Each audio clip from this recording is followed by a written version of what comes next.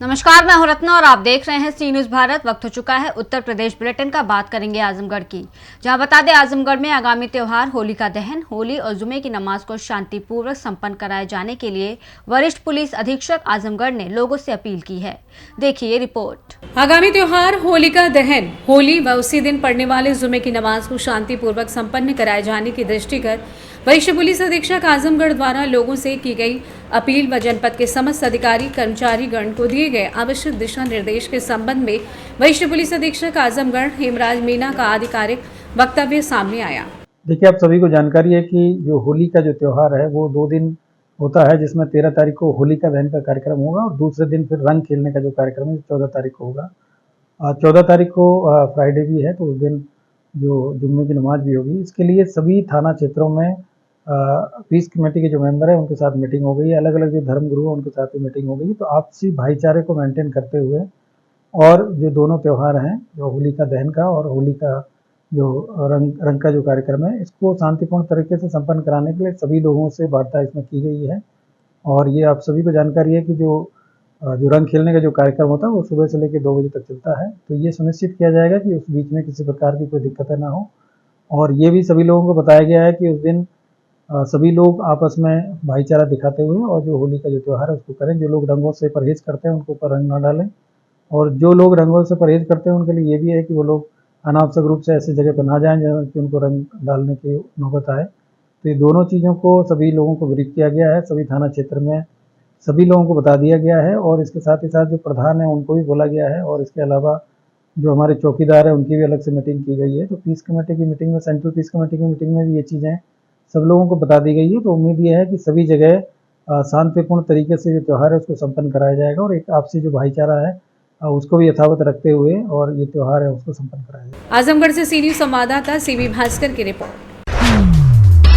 बात करेंगे बिजनौर की, जहां बता दें जनपद में आज सुबह एक बड़ा हादसा हुआ। नजीबाबाद रायपुर रोड पर मिनी मेट्रो और डंपर की टक्कर में 2 लोगों की मौके पर ही मौत हो गई। कैसे हुआ ये हादसा, देखिए इस रिपोर्ट में।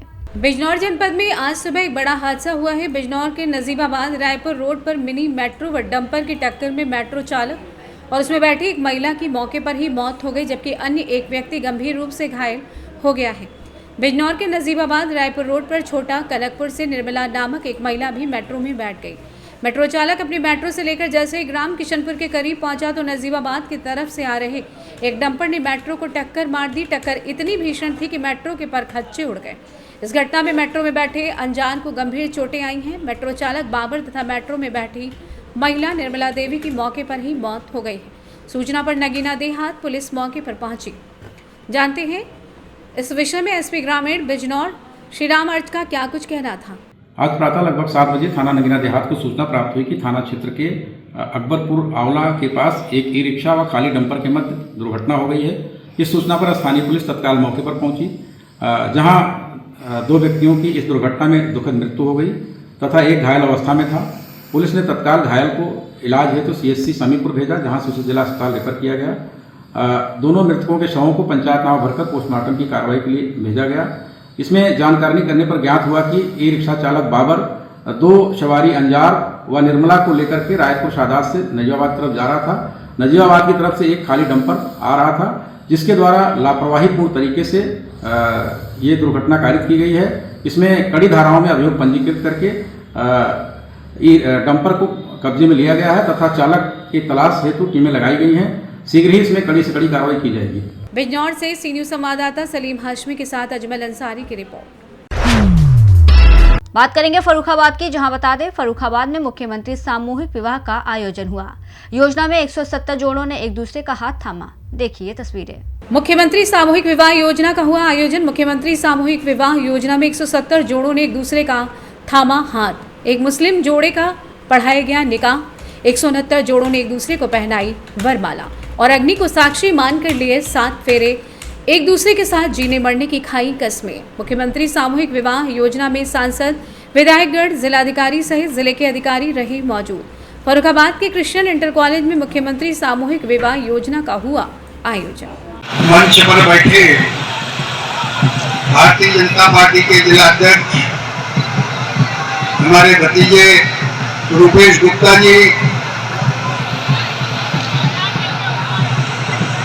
सैनिक प्रकोष्ठ के सह संयोजक वीरेंद्र सिंह राठौर जी। चलो सर जी, आज मुख्यमंत्री सामूहिक समारोह विवाह समारोह का आयोजन किया गया। इसमें कितने निकाह हुए, कितने विवाह हुए? आज इस फाइनेंशियल ईयर का ऑलमोस्ट लास्ट ये मुख्यमंत्री सामूहिक विवाह योजना है, जिसमें 170 जोड़ी आए और उनका मंगलमय दाम्पत्य जीवन के लिए कार्यक्रम संपन्न हुआ। इसमें एक निकाह 169 विवाह था। इस उपलक्ष्य में आपने वर वधुओं को क्या संदेश दिया? बस विवाह एक संस्कार है, व्यवस्थित सामाजिक जीवन के लिए एक संस्कार है, उसको उसी पवित्रता के साथ निभाने का संदेश है। और क्योंकि तमाम लोग साक्षी बनते हैं, जीवन के विभिन्न मोड़ पर अंतर्विरोध प्रतिकूलताएं भी आती हैं, तो अकेले आदमी कमज़ोर पड़ जाता है। तो तमाम साक्षी जब बने रहते हैं तो लोग मध्यस्थता करते हैं, चीज़ों को बेहतर बनाते हैं, फिर जीवन। सर, प्रशासन और सरकार की तरफ से वर वधुओं को क्या क्या उपहार दिए गए? आपको पता है 35,000 रुपये लड़की के अकाउंट में चला जाता है और 10,000 का ज्वेलरी और गिफ्ट्स दिए जाते हैं। 6,000 सामूहिक भोजन और व्यवस्था में खर्च होता है। फर्रुखाबाद से सी न्यूज़ संवाददाता आदेश की रिपोर्ट। रुक करेंगे अगली खबर की ओर, जहां बता दें नोएडा मीडिया क्लब में WTC बिल्डर से पीड़ित बॉयर्स ने की प्रेस कॉन्फ्रेंस, लगाए गंभीर आरोप, कहा लाखों रुपए लेकर आज तक नहीं मिला ऑफिस। देखिए ये रिपोर्ट। नोएडा मीडिया क्लब में WTC बिल्डर से पीड़ित बायर्स ने की प्रेस कॉन्फ्रेंस। बायर्स ने लगाए WTC बिल्डर पर गंभीर आरोप, कहा लाखों रुपए लेकर आज तक नहीं मिला ऑफिस। ऑफिस के नाम पर WTC बिल्डर ने बायर्स से लिया करोड़ों रुपए। सेक्टर 132 में बायर्स को दिखाया गया था प्रोजेक्ट के नाम पर बायर्स से करोड़ों वसूला। सीएम योगी आदित्यनाथ से लगाई मदद की गुहार। WTC बिल्डर ने बायर्स से भूटानी में शिफ्ट करने का किया वादा। बायर्स ने किया साफ इनकार, कहा हमारा पैसा वापस करें। WTC बिल्डर, कुछ बायर्स बोले भूटानी में जाने से मिल सकता है हमारा ऑफिस। भूटानी ग्रुप पर कुछ बायर्स ने जताया विश्वास, कहा उम्मीद की किरण जगी। WTC बिल्डर ने बायर्स को भूटानी से ऑफिस दिलवाने का वादा किया है। कई बायर्स ने भूटानी के लिए फॉर्म भरा, कहा अब हो सकता है समाधान। वहीं नोएडा के सेक्टर 29 में बायर्स ने की प्रेस कॉन्फ्रेंस। जानते हैं बायर्स ने और क्या कुछ कहा। भूटानी से WTC से खरीदा था और भूटानी में शिफ्ट कर रहा हूँ और मुझे सिर्फ भूटानी से ट्रांसफ़र मुझे मिल जाना चाहिए। मेरा सारे कुछ आरोप लगा रहे हैं, क्यों लगा रहे हैं? जिनको पैसा नहीं मिलेगा वो तो आरोप लगाएंगे, जिनको उनमें ट्रांसफ़र नहीं करना है वो तो आरोप लगाएंगे। बट मेरा काम ट्रांसफ़र हो चुका है और मैंने एडिशनल पेमेंट भी दिया हुआ है, तो मैं चाहता हूँ कि मेरा अपना प्रॉपर्टी मुझे मिल जाए। तरुण रावत नाम है, मेरे भाई आनंद सिंह रावत की 2 हमारी CBD यूनिट थी जो फंसी हुई थी ना, उसका कुछ इंटरेस्ट आ रहा था और सारी चीज़ें रुक गई थी। तो बीच में कुछ हमारे पास मैसेज आए, कॉल आए कि आप अगर एक्टिव करना चाहते हैं उसको, क्योंकि वो प्रोजेक्ट एकदम से ख़त्म हो गया था, स्क्रैप हो गया था। तो हम लोगों ने क्या किया, मेरे भैया है वो अभी दुबई है फिलहाल, और उसके बाद उन्होंने बोला कि जाओ थोड़ा इंक्वायरी करो, देखो। तो हमें कुछ एडिशनल पेमेंट करना पड़ा और उसके बाद में हम शिफ्ट कर चुके हैं। तो एटलीस्ट हमें कुछ दिखेगा कि सामने तो हो हमारे पास। क्या लग रहा है भूटानी में आपका सपना साकार हो जाएगा? ऑब्वियसली मैं देख के आया हूँ, उसके अंदर कंस्ट्रक्शन वगैरह स्टार्ट है, वो बिल्डिंग रेडी है। और जब मैं CBD गया था हमारे यूनिट में तो वो प्रोजेक्ट बना ही नहीं है, हमारे पैसे रुके हुए थे। तो ये एक ड्रास्टिक सिचुएशन कह सकते हैं आप। Take zone Noida, greater Noida के पास में प्रोजेक्ट है, उसमें पैसा लगाया। ये ITES इनेबल्ड प्रोजेक्ट है। मैंने वहाँ पे 1000 स्क्वायर फीट वर्चुअल स्पेस लिया है और हमने 2010 में पैसा दिया है 45 लाख रुपए। 2010 से लेके आज तक हम वेट कर रहे हैं, इंतज़ार कर रहे हैं। इनके तरफ से कम 50 चिट्ठी हमने इनको लिखी है, इनके ऑफिसेज में गए हैं, इनके हर डिपार्टमेंट में हर व्यक्ति से मिले हैं, कोई जवाब नहीं। ये कोई जवाब नहीं देते हैं, खाली वर्बल बात करते हैं। इधर कोरोना के बाद में इन्होंने जो ऑफिस शिफ्ट की है भूटानी के ऑफिस में, वहाँ से बार बार ये फ़ोन करके प्रेशराइज़ किया जाता है कि आप अपनी प्रॉपर्टी को शिफ्ट करवा लीजिए भूटानी में, और आपकी 45 लाख की है, हम आपको 55 लाख की प्रॉपर्टी देते हैं, 10 लाख और दे दीजिए। और वो प्रॉपर्टी जो दे रहे हैं वो कभी किराए पर नहीं चढ़ सकेगी, जिसका हम मेंटेनेंस और 50,000 रुपया महीने का देते रहेंगे। ये लूटने का नया नया तरीका निकालते हैं और कुछ नहीं हो रहा है। आप WTC पर आरोप लगा रहे हैं, उसका क्या प्रतिभाग है? जी, WTC पर भी आरोप लगा। हाँ, क्योंकि प्रिंसिपल ही इसका WTC आशीष भल्ला है, जिन्होंने ये प्रोजेक्ट किया है। और ये स्टार्टिंग में स्पायर टेक के नाम से बना था, spire tech park private limited के नाम से। ये WTC प्रोजेक्ट कब आया, कैसे आया, इसकी इन्होंने हम लोगों को कोई जानकारी बाद में नहीं दी। नोएडा से सी न्यूज संवाददाता लखन यादव की रिपोर्ट। प्रतापगढ़ में श्री राम सेवा संस्थान द्वारा आयोजित हुआ भव्य होली मिलन, देखिए ये तस्वीरें। प्रतापगढ़ में आपसी भाईचारे और प्रेम का संदेश देने वाला एकता सौहार्द का पावन रंगों का पर्व होली के उपलक्ष्य में प्रतापगढ़ की ट्रस्ट श्री राम सेवा संस्थान द्वारा नाला सोपारा पूर्व के राजनगर सर्कल के पास अंबेडकर हॉल में होली मिलन समारोह बड़ी धूमधाम और भव्यता के साथ मनाया गया। इसमें समाज में एकता और भाईचारे पर चर्चा परिचर्चा की गई।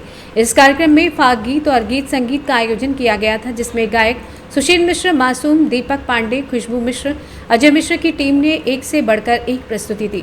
मौजूद गणमान्य लोगों ने गीत संगीत का रसास्वादन किया। कलाकारों द्वारा खूब तालियां बटोरी गईं। इस मौके पर एक दूसरे को अबीर गुलाल लगाकर फूलों की होली भी खेली गई। एक दूसरे को होली की बधाई देते हुए गले से लगाया। कार्यक्रम के आयोजक श्री राम सेवा संस्थान के अध्यक्ष अतुल तिवारी ने आते हुए सभी अतिथियों के प्रति आभार जताते हुए कहा कि हमारी टीम द्वारा होली मिलन समारोह का आयोजन प्रत्येक वर्ष किया जाता है ताकि आपसी भाईचारा कायम रहे और होली हमारी संस्कृति की पहचान है। आनंद के साथ होली मनाकर संस्कृति को कायम रखने का प्रयास किया जाता है। प्रतापगढ़ से सी न्यूज संवाददाता रोहित जायसवाल की रिपोर्ट। फिलहाल इस बुलेटिन में बस इतना ही। देश और दुनिया की तमाम बड़ी खबरों के लिए देखते रहिए सी न्यूज भारत।